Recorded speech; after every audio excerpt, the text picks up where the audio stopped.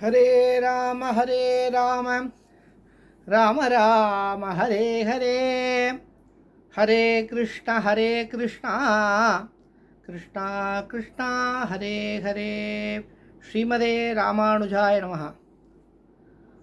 नीलाचल निवासाय नित्याय परमात्मने बलभद्र सुभद्राभ्यां जगन्नाथाय ते नमो नमः।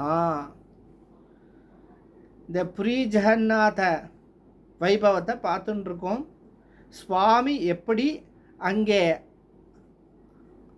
ஆவிர்பவிச்சார் அப்படின்றத பார்த்தோம். இந்த ரத யாத்திரை எதற்காக நடக்கிறது அப்படின்றத பார்த்தோம். ஆக ஜெகநாதத்தில் இருக்கக்கூடிய மூலவர் பலபத்ரர், சுமத்ரை, ஜெகநாத சுவாமி ஸ்ரீகிருஷ்ணர். ஆக 3 பேர் தான் மூலஸ்தானத்தில் இருப்பா. சரி, அந்த ஆலயத்தை பற்றி பார்க்கலாம். முதல்ல அந்த ஆலயம் ஒரு சின்ன குன்றின் மேலே தான் இருக்கிற மாதிரி அமைப்பில் இருக்கும். நான் சொன்னது போல அந்த மலைக்கு நீலாச்சலம்னு பேர். அந்த நீலாச்சல மலையிலே இருக்கக்கூடிய நீலமாதவன் சொன்னேன்னையா, அவர் இருந்த இடம். அந்த நீலாச்சல மலை போல அமைப்பில் அந்த கோவில் இருக்கும். சுற்றி மலை இருந்ததா அப்படின்னு பார்த்தா அது மலை பிரதேசம் கிடையாது, கடல் பிரதேசம். அது ஒரு குன்றின் மேலே இருக்கக்கூடிய கோவிலாக இருக்கும். ஆனால் அந்த குன்று வெளியே தெரியுமானா அந்த குன்றுலாம் வெளியே தெரியாது. அந்த சன்னதிக்கு போகும் பொழுது ஒரு 21 படி ஏறி போகிற மாதிரி இருக்கும், அவ்வளோதான். மிக உயரமான கோபுரம். தூரத்துலேருந்து பார்த்தாலே பூரி ஜெகநாதர் கோபுரம் நல்லா தெரியும். அந்த கோபுரம் நாகாக்கள் உடைய கட்டமைப்பில் அது இருக்கிறது. அந்த நாட்டு கலாச்சார முறைப்படி கட்டியிருக்கா. கலிங்க நாடு சொல்லுவோம் இல்லையா, அந்த கலிங்காவுடைய கட்டமைப்பில் கட்டப்பட்ட கோவில். மிக விசேஷமான உயரமான கோபுரம். அந்த கோபுரத்தில் கலசம் இருக்காது, சக்கரம்தான் இருக்கும். சுதர்சன சக்கரம்தான் அந்த கோவில் கோபுரத்தில் இருக்கும். அந்த சக்கரத்துக்கு மேலே ஒரு கொடி பறக்கும். அந்த கொடியை நித்தியப்படி மாற்றுவா. அந்த கோபுரத்தில் ஏறி அந்த கொடி மாத்திர வைபவமே பெருசு. அதற்குன்னு பாத்தியப்பட்டவாளாக இருக்கா. அவள் வம்சாவளிகள் தான் அந்த போய் கொடியை மாற்றுவா. எந்த ஒரு பாதுகாப்பு இல்லாது இந்த கொடியை உடம்புல போட்டுண்டு சுற்றிண்டு, பெரிய கொடி இல்லையா, சுற்றிண்டு மேலே ஏறுவா. அது நிறைய வீடியோக்களில் நீங்கள் யூடியூப்லலாம் பார்க்கலாம். ஜெகநாதருடைய கொடி மாற்றுறதுன்னு சொல்லி போட்டெல்லாம் யூடியூப்பில் வரும், பாருங்கோ. அவ்வளோ ஒரு ஆச்சரியமாக இருக்கும் அந்த கொடி மாற்றுறது. அந்த கொடிக்கு ஒரு வித்தியாசம் இருக்குது. என்னென்னா, அது பக்கத்துலலாம் சின்ன சின்ன கோபுரங்கள் இருக்கும், அதுலேயும் கொடி இருக்கும். அந்த கொடிகள் பூரா பார்த்தேன்னா காற்று எந்த பக்கம் வீசுகிறதோ அந்த பக்கம்தான் பறக்கும். இப்படி காத்துட்டு இப்படி பறக்கும். ஆனால் இப்படி பறந்துட்டு இருக்கும் பொழுது உச்சியில் பார்த்தேன்னா கோபுரத்தில் கொடி மட்டும் இப்படி ஆப்போசிட்டாக பறக்கும். ஒரு ஆச்சரியம். இப்போயும் நடந்துட்டுருக்கு, கண்ணால் பார்க்கலாம், நம்ம போனாலே பார்க்கலாம். கோபுரத்தில் காற்றுக்கு எதிர் திசையில் பறக்கக்கூடிய கொடி அங்கே தான் இருக்குது, அந்த சக்கரத்தில் தான் இருக்குது. ஆக மிக விசேஷமான கோபுரம், பெரிய கோவில். அதான் சொல்கிறேன், ஏக்கர் கணக்கில் இருக்குது அந்த கோவில். அந்த கோவிலுக்குள்ளேயே கிட்டத்தட்ட ஒரு 30-40 சன்னதிகள் இருக்குது. உபசன்னதிகள் 40 இருக்குது. ஒவ்வொரு சன்னதியாகவும் நம்ம பார்க்கலாம். முதல்ல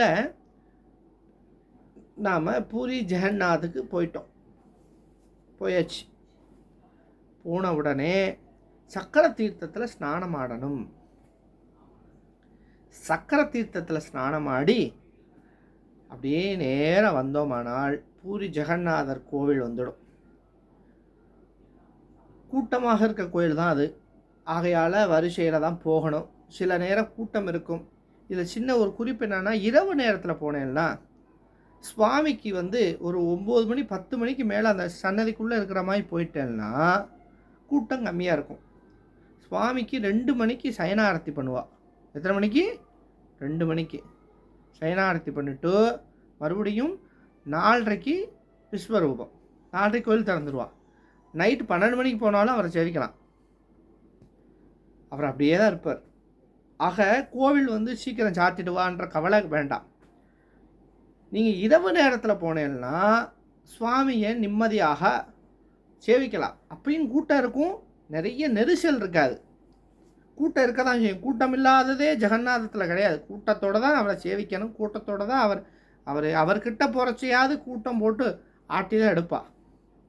ஆக பெருமாளை சேவிக்கிறது இரவு நேரத்தில் போனேன்னா நல்ல சந்தோஷம்.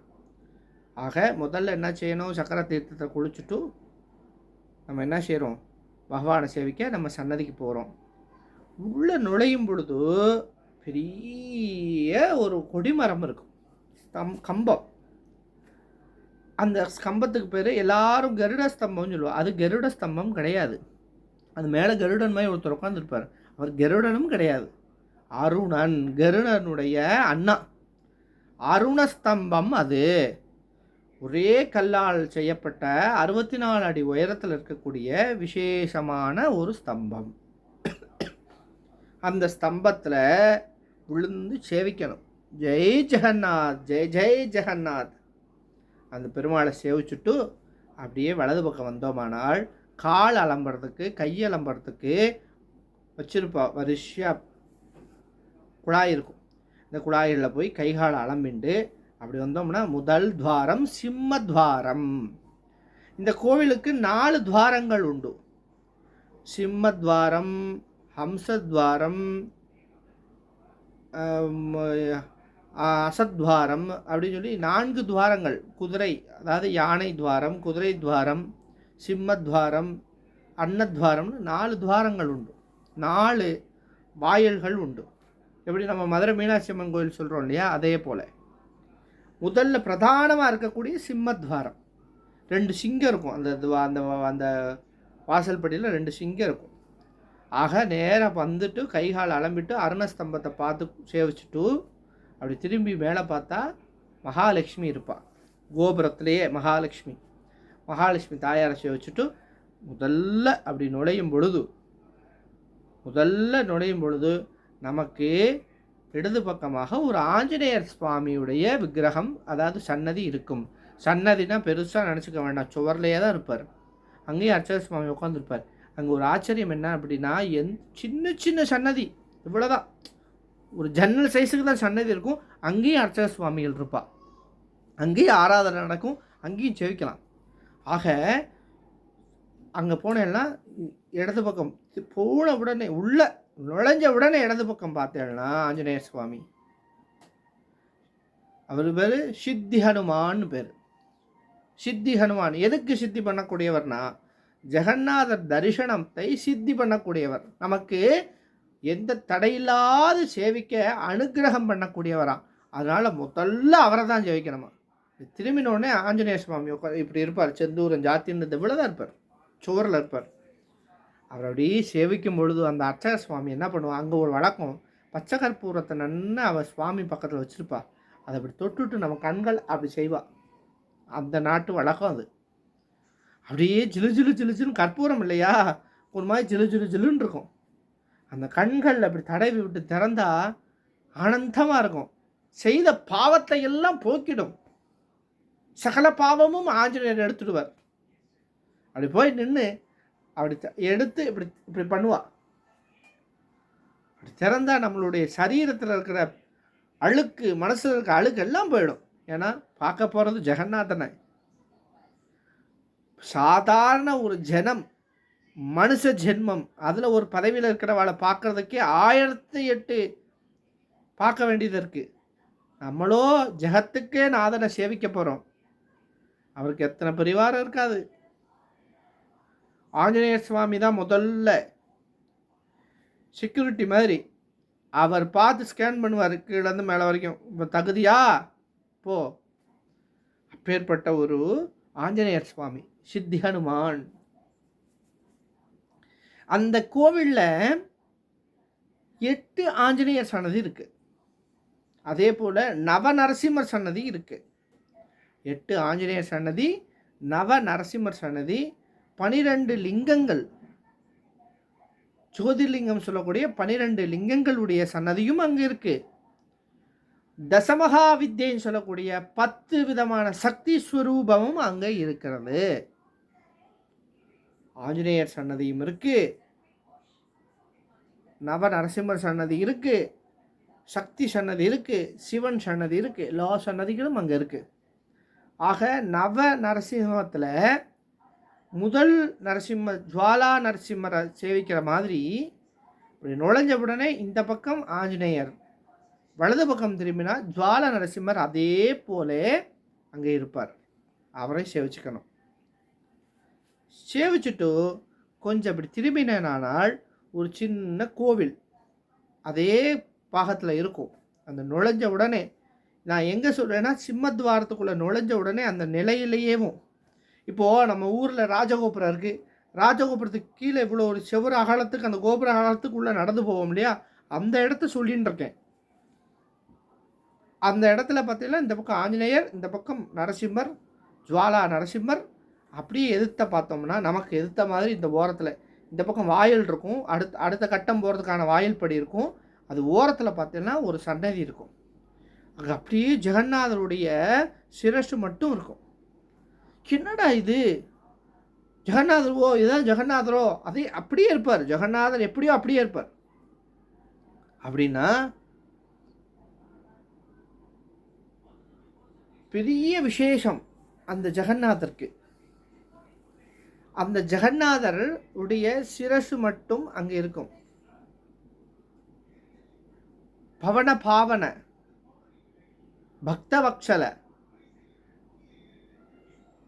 பதித்த பாவனன், அப்பேற்பட்ட பதித்த பாவன ஜெகநாதர் அவர். என்ன அது அவருக்கு பதித்த பாவனர்னு பேர் வந்தது? பாவிகள் எல்லாம் ரட்சிக்கக்கூடிய விசேஷமான ஒரு ஜெகநாதர் அங்கேயே வாசல்ல இருக்கார் அப்படின்றதுக்கு முதல் கதை. இந்த ஜெகநாத வைபவத்தில் இன்னும் தொடர்ச்சியாக கதைகளை தான் நம்ம பார்க்க போகிறோம். ஒவ்வொரு சன்னதிக்கும் ஒவ்வொரு கதைகள் உண்டு. ஆக அந்த ஜெகநாதரை, இந்த பதித பாவன ஜெகநாதரை நம்ம பார்க்கணும். சின்ன கோவில் டியூன் இருக்கும். அவர் திருமுக மண்டலம் மட்டும் அது சாம்பிராணியாலே செய்யப்பட்ட ஒரு உருவம். ஏன் வாசல்ல அவர் திருமேனி இருக்கு? ஜெகநாதரும் உள்ள இருக்கார், ஆனால் அவர் போலையே இங்கே ஒரு பெருமாள் இருக்காரு, ஜெகநாதர் இருக்காரு. ஏன் அப்படின்னா, அந்த நாட்டினுடைய ராஜா, கலியுகத்தில் ஒவ்வொரு ராஜாக்கள் இந்த மண்ணிலேருந்து மாறி வந்துட்டா இல்லையா, அந்த நாட்டினுடைய ராஜா அந்த அரசாங்கத்தை நடத்திட்டு வரா. அப்போது முகலாயர்கள் பெரும் அளவில் படையெடுத்து வந்த காலம். அப்போது முகலாயர்கள் இந்த ஜெகநாதத்தை அழிக்கணும், அதை தும்சம் பண்ணணும் அப்படின்னு நினைக்க, இவர் அவளை அழிக்கிறதுக்காக போர் பண்ணி போகிறார், சண்டை போகிறார்.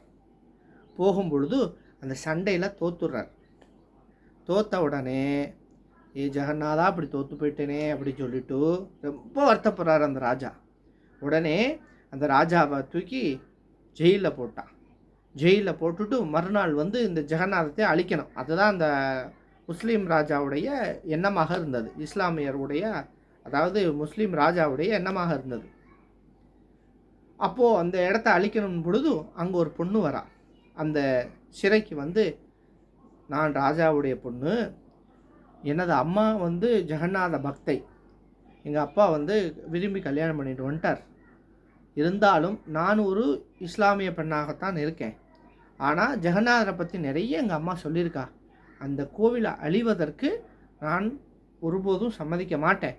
அதனால் நீ என்னை கல்யாணம் பண்ணிக்கோ, பண்ணிண்டா அந்த கோவிலையும் ஜெகநாதத்தையும் காப்பாற்றலாம் சொல்ல, இவர் ஜெகநாதரை காப்பாற்றினா போகிறோம்.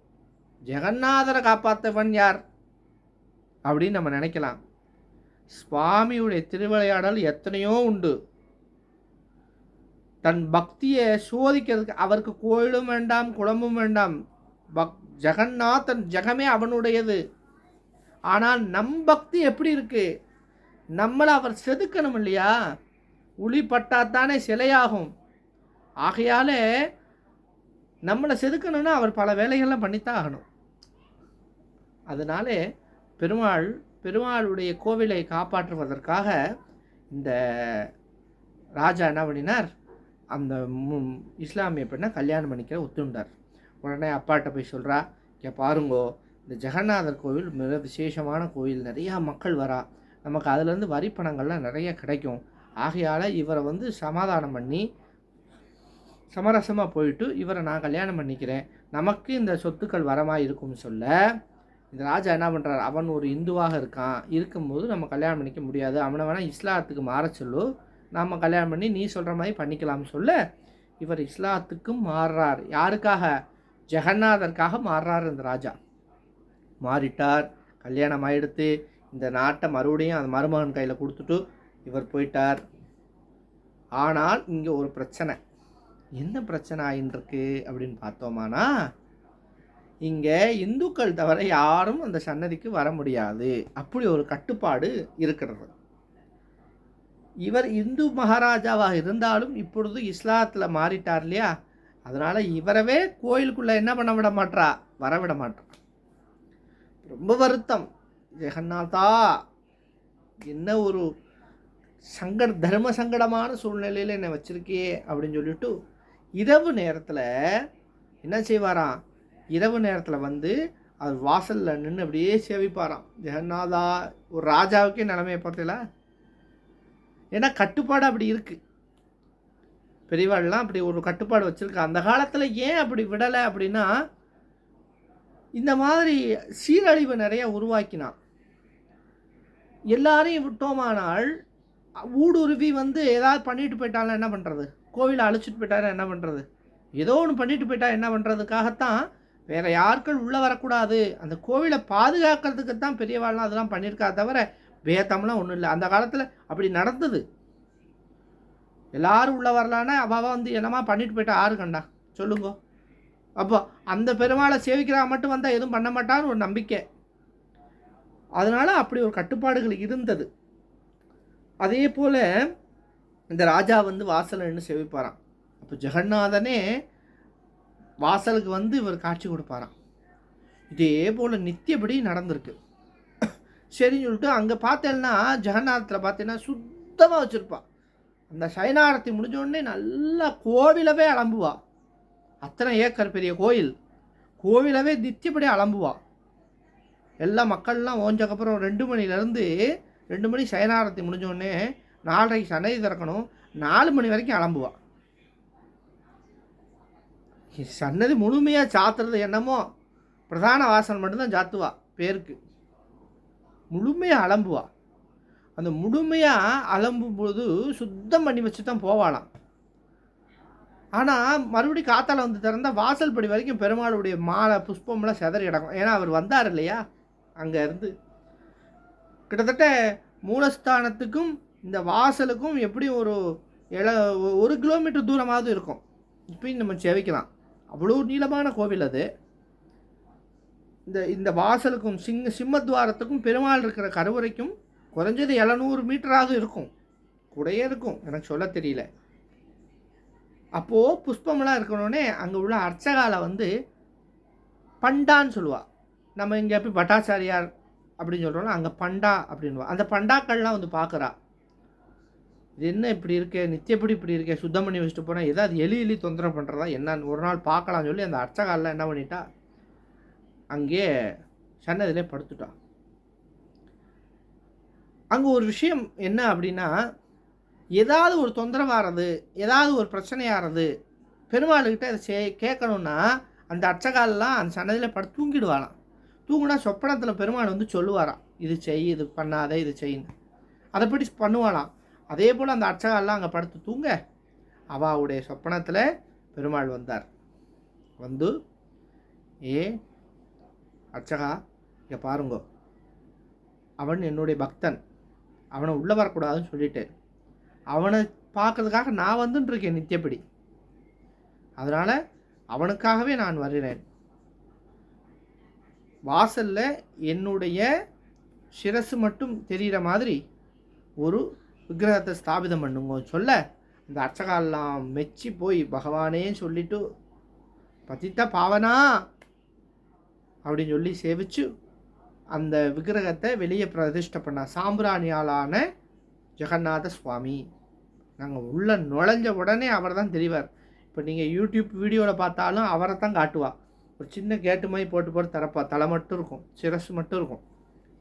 பதித்த பாவன ஜெகநாதர் தன்னுடைய பக்தனுக்காக கோயிலை விட்டே வெளியே வந்தவர். முதல் பூஜை அவருக்கு தான். கதவை திறந்த உடனே அவருக்கு தான் பூஜை ஆகும். இன்னொரு விஷயம், யாராக இருந்தாலும் ரோட்டில் நின்று பார்த்தா அவர் தெரிவார். அது வாசலில் இப்போ நமக்கு தீட்டு உள்ள கோயிலுக்குள்ளே போக முடியாது, ஆனால் பெருமாளை சேவிக்கணும், ரோட்டில் நின்று சேவிக்கலாம். இன்னமும் வெளிநாட்டவர்கள் வந்து அங்கே வர முடியாது, உள்ளே போக முடியாது. இன்னமும் அந்த கட்டுப்பாடு இருக்குது, இந்துக்கள் தவிர வேறு யாரும் வரக்கூடாதுன்னு. அவளும் வாசலில் நின்று தான் சேவிக்கிறாள். வாசலில் நின்று மேலே பார்த்தா கோபுரம், கருடஸ்தம்பம், ஜெகநாதர் 3 பேரையும் வாசலில் சேவிச்சிடலாம் அந்த கோவிலில். பாருங்க, பதித்தா பாவனன்ல எப்பேற்பட்ட பெருமாள் பாருங்கோ, கருணை பாருங்கோ. ஒரு பக்தனுக்காக தான் வரார் வாசலுக்கு. பெருமாளுக்கு அது மட்டும்தான் வேணும். ஸ்ரத்தையோட பக்தியோட பெருமாளை அணுகணும். நம்மளை தேடி அவர் வருவார்.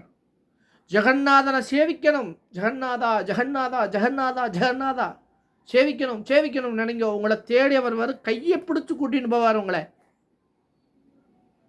கையை பிடிச்சின்னு கூட்டின்னு போவார். அவனை சேவிக்கிறத தவிர வேறு எதுவுமே வேண்டாம்னு நினைங்கோ. அவனை சேவிங்கோ, அந்த ஜெகநாதனை சேவிங்கோ. அவரோட அழகை பாருங்க, எவ்வளோ பெரிய கண்ணு வச்சுருக்கா பாருங்க. வாய் பாருங்க, இவ்வளோ பெருசாக இருக்கும். இவ்வளோ அழகான பெருமாள் அவர். அவருடைய ரத யாத்திரை நடக்க போகிறது.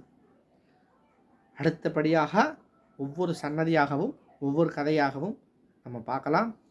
ஸ்ரீமதே ராமானுஜாய நமஹ. நீலாச்சல நிவாசாய நித்யாய பரமாத்மனே பலபத்ர சுமத்ராப்யாம் ஜெகநாதாய மங்களம். ஸ்ரீமதே ராமானுஜாய